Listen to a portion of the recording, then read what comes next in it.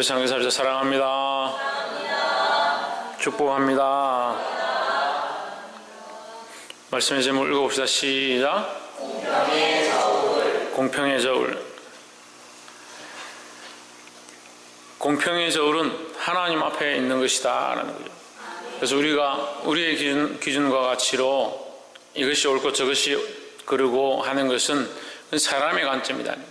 우리는 하나님의 저울 앞에 우리 삶이 달릴 때에 우리 삶이 하나님의 뜻대로 살았는가 그렇지 아니한가를 보게 될 것이다 라는 거죠.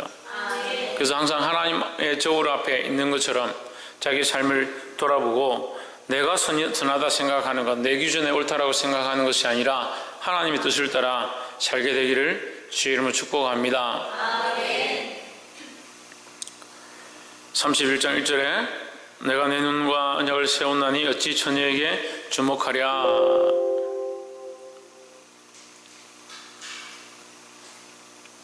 내가 내 눈과 언약을 약속을 하였나니 어찌 처녀에게 주목하랴. 그 눈을 지키겠다.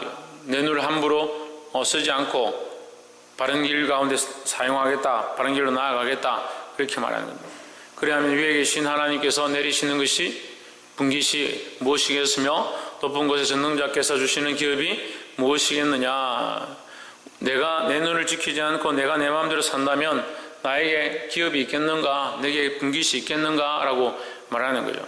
그러면 결국 나의 기업과 나의 분깃은 나의 삶으로 말미암아 하나님께서 주시는 것들이다 라는 거예요.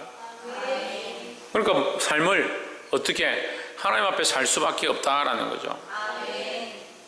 3절에 불의한 자에게는 환난이 아니겠느냐, 행악자에게는 불행이 아니겠느냐. 4절 그가 내 길을 살피지 아니하시느냐, 내 걸음을 다 세지 아니하시느냐 했습니다.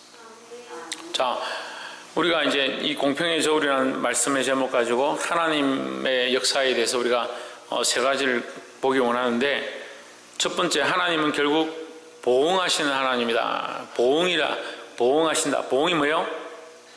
갚아주신다는 거죠. 갚아주신다. 우리가 범죄하면 범죄한 대로 갚으시고, 우리가 선을 행하면 선을 행한 대로 상급과 은혜를 베푸신다라는 거죠.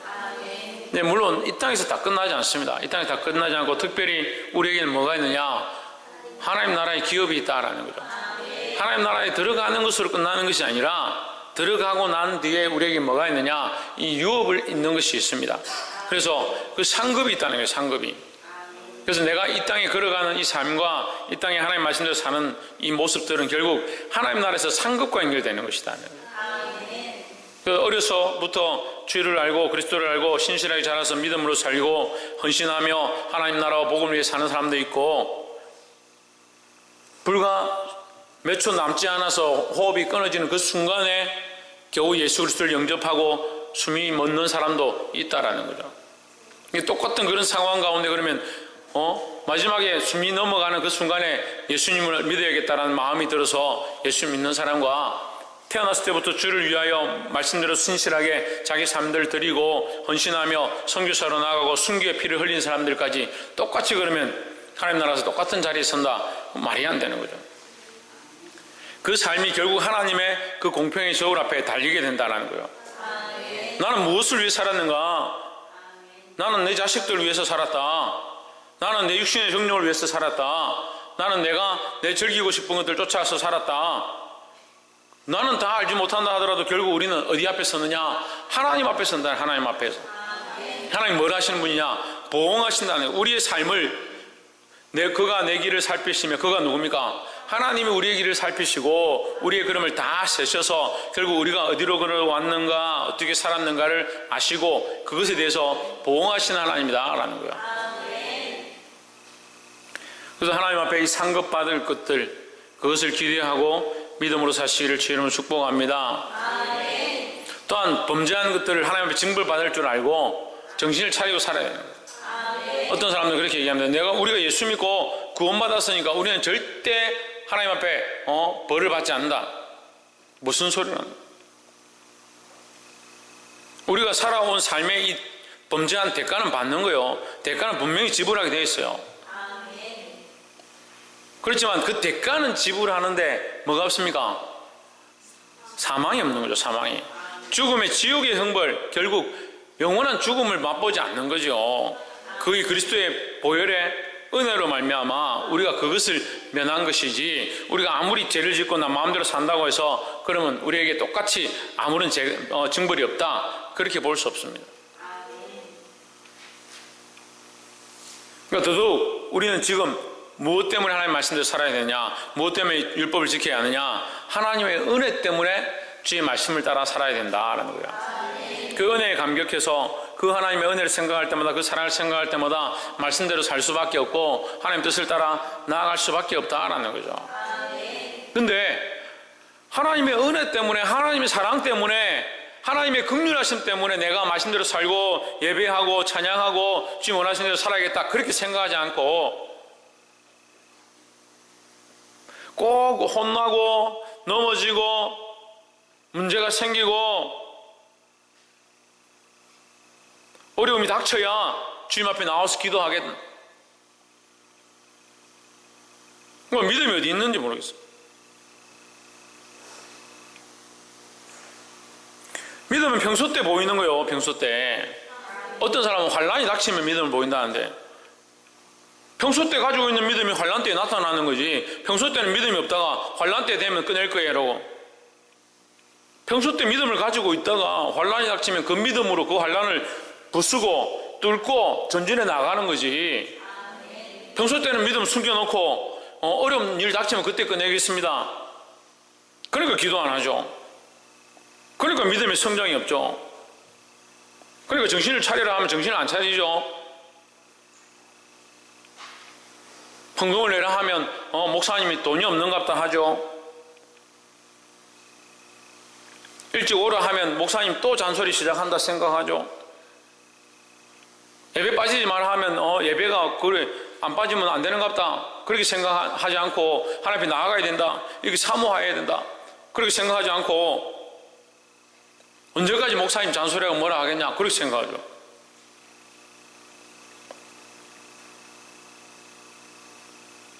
참 목회하는 게 힘들어요. 힘들어. 좋을 때는요, 아무리 뭐라 해도요 기분이 좋아가지고 그렇구나, 그 말씀 들으니 내가 이렇구나, 이렇게 살아야겠구나, 그렇게 생각하는데, 상태가 안 좋을 때는요 칭찬을 해줘도요 불평불만하는 거예요. 칭찬해줘도 왜 저 사람만 이렇게 많이 칭찬해줘, 나는 조금만 칭찬해주는. 그래서 집에 자식들 많이 키워보면요, 자식들이 똑같이 생각을 갖죠. 똑같이 생각 안 합니다. 설 되고 명절 돼가, 지금은 뭐 아이들 옷 잘 안 사주지만 명절 돼서 옷 사주죠. 그럼 다 불만 있는 거예요. 다 불만 있는 거예요.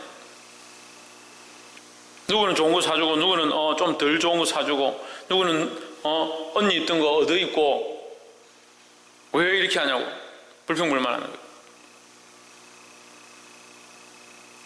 감사해야 되죠. 누구 앞에? 하나님께 감사해야 되죠. 하나님께. 왜 감사하지 못합니까? 너 왜 감사하지 못합니까? 자기밖에 모르니까 그래요. 자기밖에. 왜 감사하지 못합니까? 남들과 비교하거든요. 자기는 왜 저 사람처럼 그런 은혜가 없습니까? 나는 왜 저 사람처럼 저런 축복이 없습니까? 나는 왜 저 사람처럼 돈이 없습니까? 나는 왜 저 사람처럼 형통하지 않습니까?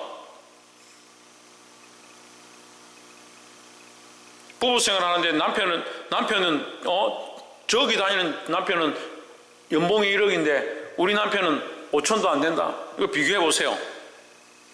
자기 삶이 얼마나 불행해요.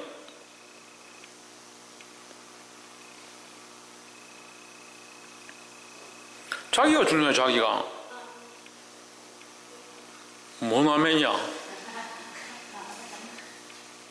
잘 대답했다 그래. 뭐 아멘이 뭐야. 자기가 왜 중요하냐고 그래. 자기를 사랑하고 자기를 중요하게 여기니까 감사할 줄 몰라요. 감사할 줄 몰라요. 하나님 우리를 살피시고 우리 걸음을 다 세신다라는, 결국 우리의 삶 가운데 우리 삶을 통해서 하나님께서 축복하시고 결국 뭐요? 보응하신다는. 하나님께서 갚으시고 우리에게 상 주시는 분이심을 알게 되기를 주의 이름으로 축복합니다. 그래서 우리의 걸음이 우리가 어떻게 사는가, 얼마나 믿음으로 사느냐, 반드시 거기에 대한 보응이 있다. 거기에 대한 하나님께서 주시는 축복과 우리에게 상급과 유업과 기업이 있다는 사실을 알아야 될 것입니다. 그리고 그 생각을 못하니까 예수 믿으면 천국, 안 믿으면 지옥, 그게 끝이다는 거예요. 그리고 미국에, 전에도 한번 얘기했는데, 미국에 어떤 사람이 총을 들고 와서 사람들이 막 쏴서 죽였습니다. 그리고 잡혔어요. 잡혀 감옥에 끌려가는데, 할렐루야, 나는 예수 믿는다. 생중에, 그 TV 생중에서 얼마나 웃기냐요. 자기가 지금 감옥에 지금 수갑 차고 끌려가면서, 할렐루야, 난 예수 믿는다.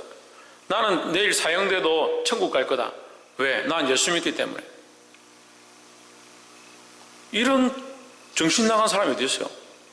예수 믿는데 자기 천국 가는데 하나님을 두려워하고 하나님이 자기 안에 계시고 그리스도가 자기 주인인데 총을 꺼내서 사람을 쏜 것들을 아무렇지도 않게 생각하는, 그게 어떻게 구원받았다라고 말할 수 있느냐는 거예요. 아멘이라고 우리가 말하지만요, 우리가 그렇게 살아요. 구원받았고 나는 문제없고 나는 예수 믿기 때문에 아무 거리낌이 없다. 그래서 삶을 어떻게 삽니까? 자기 나는 구원받았는데 뭐 좀 저거 하면 어떠노? 삶은 자기 마음대로 사는 거예요. 자기를 사랑하는데 자기가 너무 높아져가지고 자기가 최고인 줄 아는 거예요. 다른 사람들 생각하지 않습니다.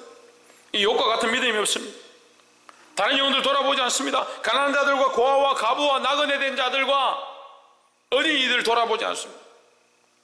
영혼을 사랑하지 않습니다. 생명들을 위해서 내가 어떻게 해야 될까? 생명들을 위해서 내가 무엇을 내어놔야 될까? 하나님 나라를 위해서 내가 무엇을 할까? 이런 생각이 아니에요. 자기를 위해서 뭘 할까? 오늘은 나에게 뭔 얘기를 할까? 목사님은 나에게 뭐 어떤 얘기를 해주실까? 그래서 철저하게 자기가 되는 거예요. 자기가 높아진 거예요. 그럼 뭐가 문제예요? 어떻게 되겠습니까? 하나님 은혜를 가지 못합니다. 감사할 수 없습니다. 또 어떻게 될 것 같아요? 공평의 저울이 안 되죠. 공평의 저울이. 저울이 나에게로 완전히 기울어져 있는 거죠. 내가 높아져서, 내가 커져서 하나님 여기에 상급과 은혜를 더하시려고 해도 이게 높아져서 이미 부을 게 없는 거예요. 하나님 우리에게 보응하시고 은혜를 더하시기 원하신다는 것을 믿으시기 바랍니다. 그래서 지금 이 얘기를 몇 번 해요. 하나님 계속 우리에게 상 주기 원하세요. 우리에게 복 주기 원하세요. 우리에게 형통한 길을 열어주기를 원하세요. 우리에게 하나님 나라에서 큰 유업을 얻기를 원하세요. 근데 믿음이 있다는 사람들이 자기 사랑하는 데 열중하는 거예요. 하나님 사랑하는 게 없어. 자기를 사랑하니까 이 저울이 견디지는 못합니다. 하나님 반드시 보응하시고 상 주시는 자이심을 믿으시기를 주 이름으로 축복합니다. 두 번째는, 첫 번째는 하나님 보응하시는 분이시다. 두 번째는 14절에 13절부터 봅시다. 남종이나 여종이 나로 더불어 쟁변할 때 내가 언제 그의 사정을 멸시하였던가. 종이라 할지라도 나는 그들의 얘기를 들었다는 거죠. 우리는 세상 사람들의 얘기를 들어야 돼요. 그리고 연약한 사람들의 말을 들어야 되는 거예요. 들어줄 수 있는 거예요. 들어줄 수 있어요. 그래서 저번에도 말씀을 나눌 때 얘기를 했습니다. 말하기보다 뭐하라? 듣기를 힘쓰라. 기도할 때도 말하기보다 듣기를 힘쓰라는 거예요. 말씀을 듣기를 힘쓰고 하나님 뜻을 듣기를 힘쓰고 연약한 자들의 소리를 듣기를 힘써야 되는 거예요. 14절에 그리하였으면 하나님이 일어나실 때에는 내가 어떻게 하겠느냐, 하나님이 국문하실 때에는 내가 무엇이라 대답하겠느냐.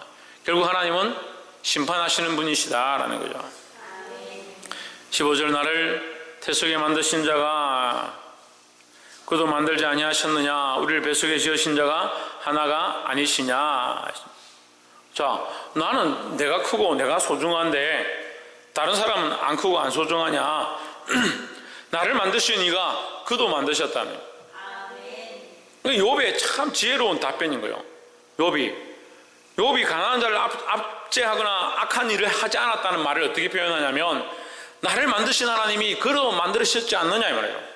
그도 하나님 만드신 형상이고 그도 하나님 만드신 생명이고, 그렇게 보는 거예요. 그럼 내가 소중한 만큼 그 생명이 소중한 거죠.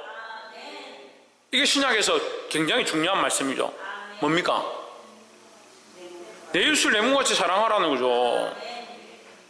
내가 내 몸을 사랑한다면 내 이웃을 얼마든지 더 사랑할 수 있다는 거예요. 내 몸은 얼마든지 사랑하는 게 자연스러운데 왜 다른 영혼을, 다른 생명을 사랑하지 않느냐는 거예요.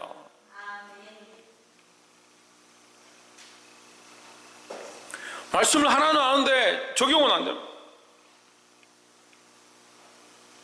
내 이웃을 내 몸과 같이 사랑하라. 아이고 그렇습니다. 사랑해야죠. 그게 하나님 말씀이고 그게 우리에게 주신 큰 계명이고, 큰 계명인데 왜 자기만 사랑해요? 첫 번째도 자기를 사랑해요. 두 번째도 자기를 사랑해요. 그러니까 이 말씀을요 적용하려고 해도 자기를 사랑하는 게 높으니까 이해가 안 돼요. 이해가. 자기를 사랑하는 것처럼 다른 영혼을 사랑할 수 있게 되어야 되는 거예요. 그 욥이 그런 지혜를 가진 거예요.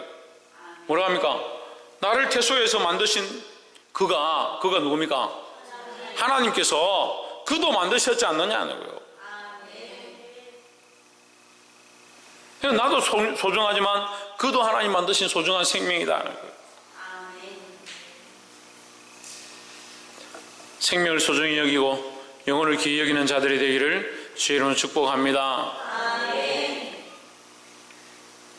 그래서 두 번째, 우리가 첫 번째는 하나님은 뭐 하시는 분이다? 보응하시는 하나님이시다.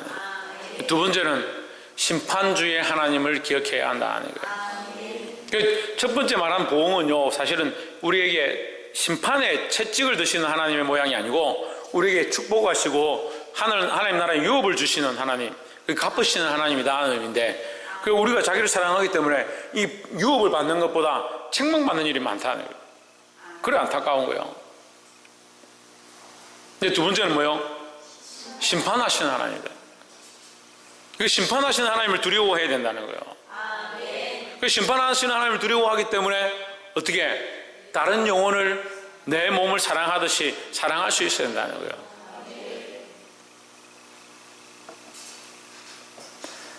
마지막 세 번째로 23절, 나는 하나님의 재앙을 심히 두려워하고 그 위험을 인하여 아무것도 할 수 없느니라.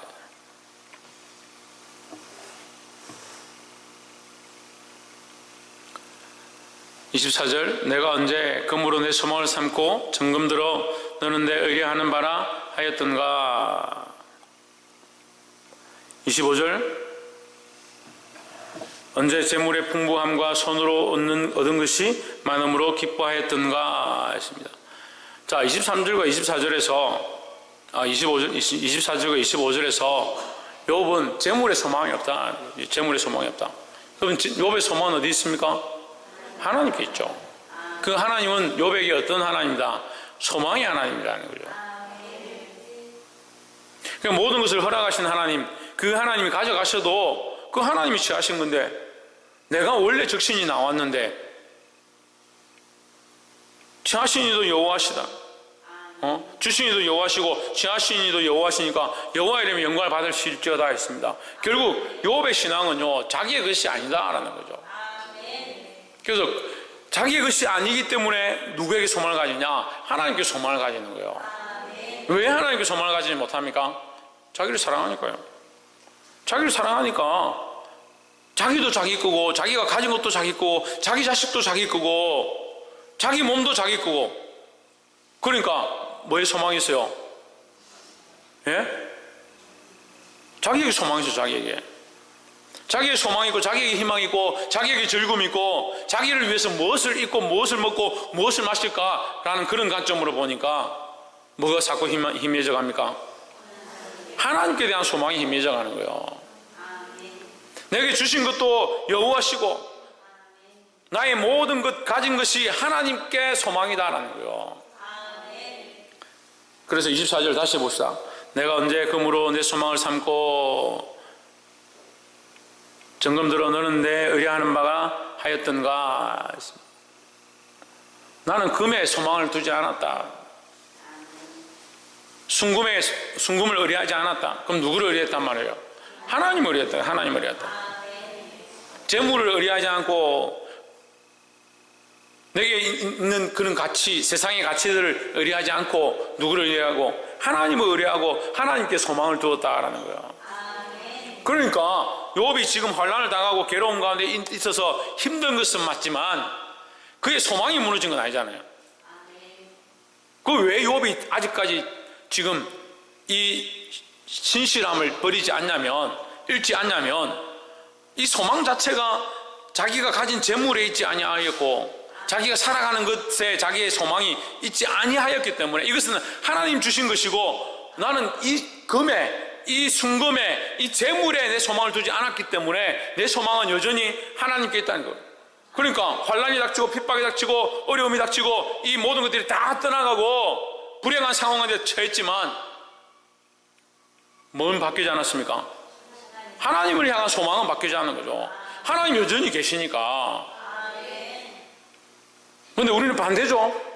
환경이 좀 바뀌면 하나님 안 계신 것 같고, 상황이 좀 바뀌면 하나님 안 계신 것 같고, 감정이 좀 바뀌면 하나님 안 계신 것 같고, 조금 속상하면 하나님과 관계없는 것 같이 살아려고 하고.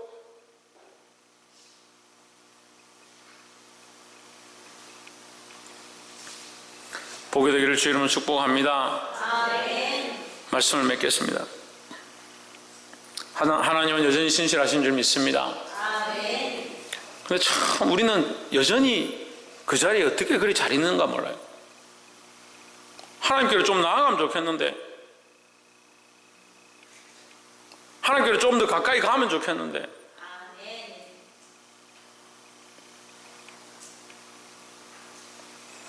이 욥의 신앙과 같이 하나님을 의뢰하고 하나님의 보응을 사모하고 하나님의 심판을 두려워하고 하나님만 바라보아 하나님 세우신 공평의 저울 앞에 온전히 설 수 있는 자들이 되기를 주의 이름으로 축복합니다.